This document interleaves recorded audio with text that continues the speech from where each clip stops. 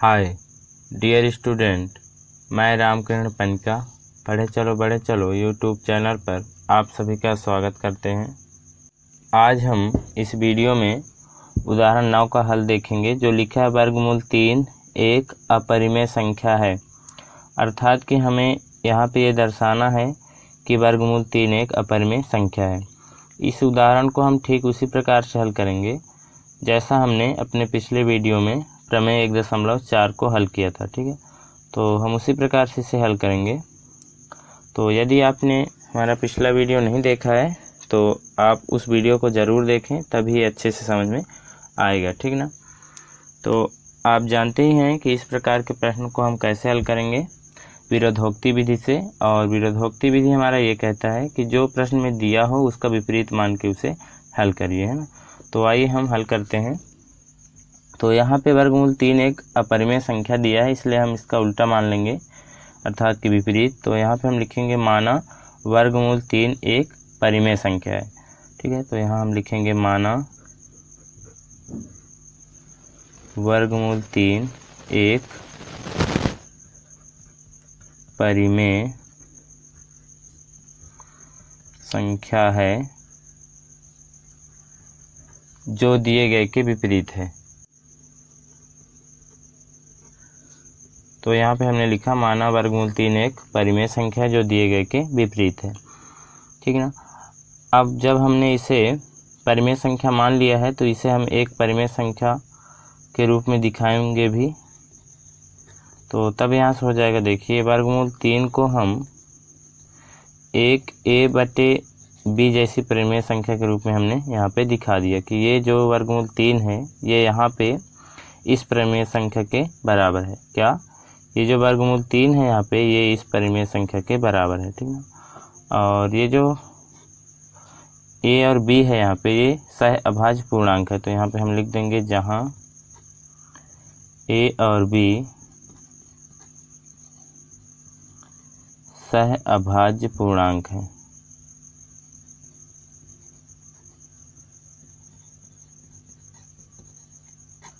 तथा b is not equal to 0, अर्थात b जो है 0 के बराबर नहीं है। ठीक ना। अब हम इसे आगे क्या कर देंगे, इस b का यहाँ पे पक्षांतर करेंगे तो ये b इधर भाग में इधर आके गुणा में हो जाएगा। तो इसे हम लिख देंगे √3 गुणे b बराबर यहाँ बचेगा a। ठीक है ना। इसे हम समीकरण 1 का नाम देंगे और आगे हम यहाँ पे लिखेंगे कि समीकरण 1 के दोनों पक्षों में वर्ग करने पर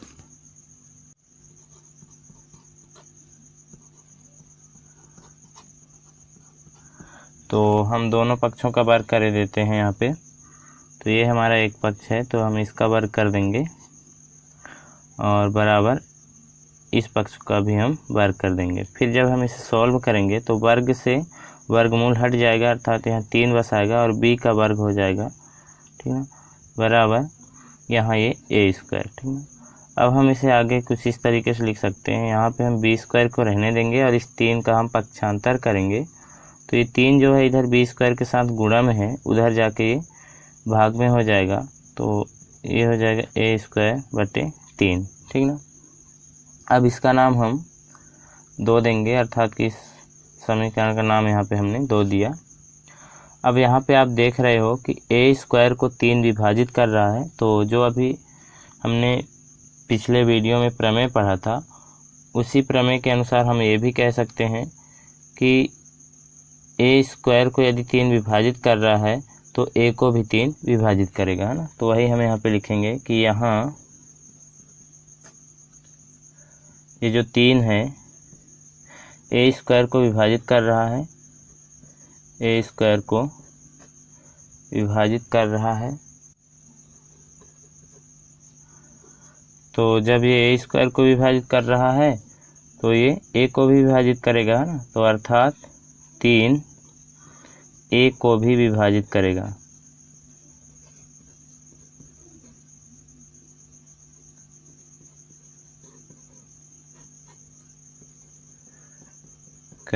और इसे हम कथन a का नाम देते हैं। ठीक है, अब हम आगे क्या करेंगे, देखिए जब हमने यहाँ पे लिख दिया कि 3 a को भी विभाजित करेगा, तो इसे हम कुछ इस रूप में भी लिख सकते हैं कि a/3। इसे भी हम पढ़ेंगे कि a को 3 विभाजित कर रहा है ना।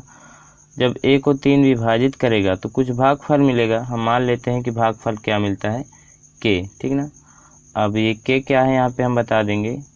ये k जो है यहाँ पे एक पूर्णांक है, तो यहाँ हम लिखेंगे जहाँ k एक पूर्णांक है।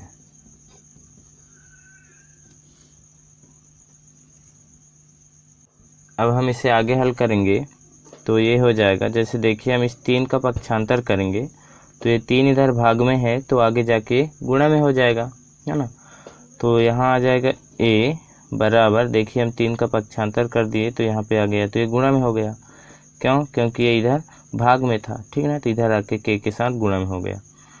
अब ये जो हमको मिला है a बराबर 3 के, हम इसी a के मान को समीकरण 2 में रखेंगे, ठीक ना। तो यहाँ पे हम लिखेंगे समीकरण 2 में a का मान रखने पर।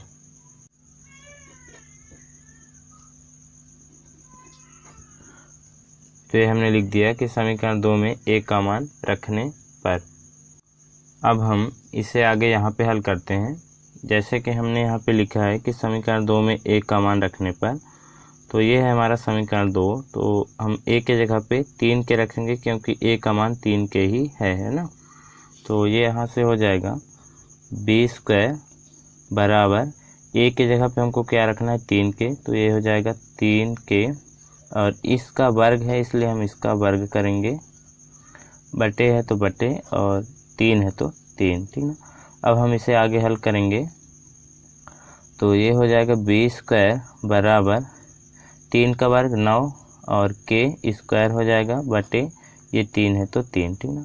अब यहाँ से हम इसे कट कर सकते हैं, 3 एकम 3 और 3 तिकाई 9, तो यहाँ से हो जाएगा b² बराबर, यहाँ पे क्या बचा है 3k², तो ये हो जाएगा 3k², ठीक। नीचे 1 लिखें चाहे न लिखें। अब यहाँ से हम इसको आगे कर सकते हैं, ये 3 इधर आ जाएगा, हम इस 3 का पक्षांतर करेंगे तो इधर गुणा में इधर आके भाग में हो जाएगा, तो ये हो जाएगा b² बटे 3 और इधर बचेगा k², ठीक ना। अब यहाँ पे आप देख रहे हो कि b² को 3 विभाजित कर रहा है, इसलिए हम कह सकते हैं कि b को भी 3 विभाजित करेगा। तो यहाँ हम लिखेंगे कि यहाँ 3 b² को विभाजित कर रहा है, तो यहाँ से अर्थात 3 b को भी विभाजित करेगा, है ना। तो यहाँ से हो जाएगा 3 b को भी विभाजित करेगा,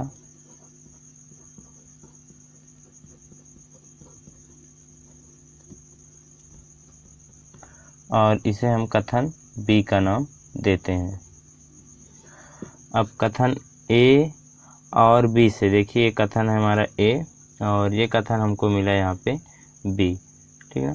तो कथन a और b से ये सिद्ध हो जाता है कि a और b का एक गुणनखंड क्या है, 3 है, ठीक ना, क्योंकि 3 a को भी विभाजित करता है और 3 b को भी विभाजित करता है, इसलिए हम कह सकते हैं कि a और b का एक उभयनिष्ठ गुणनखंड क्या है, 3 है। तो यहाँ हम लिखेंगे आगे कि कथन a और b से, कथन a और b से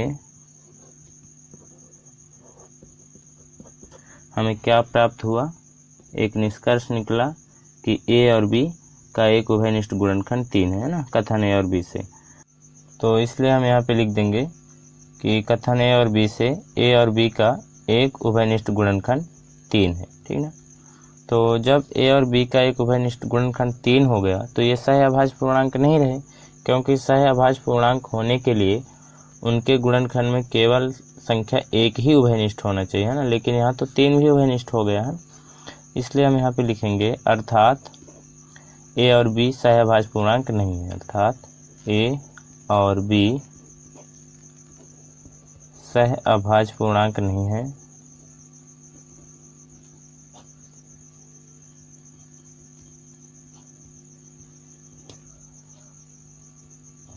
ठीक ना। तो जब ये सहअभाज्य पूर्णांक नहीं है तो ये परिमेय संख्या भी नहीं है ना। तो यही हम लिखेंगे आगे, अर्थात a/b जो है ये परिमेय संख्या नहीं है, अर्थात a/b परिमेय संख्या नहीं है।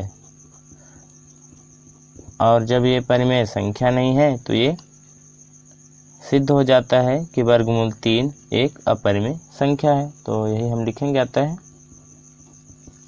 वर्गमूल 3 एक अपरिमेय संख्या है।